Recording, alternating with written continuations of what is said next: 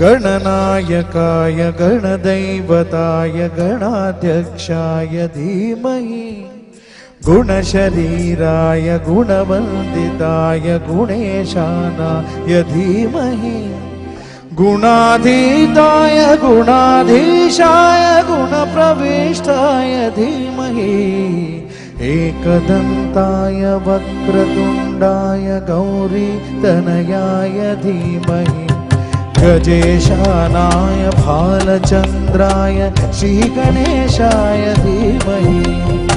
एकदन्ताय वक्रतुण्डाय गौरीतनयाय धीमहि गजेशानाय भालचन्द्राय श्रीगणेशाय धीमहि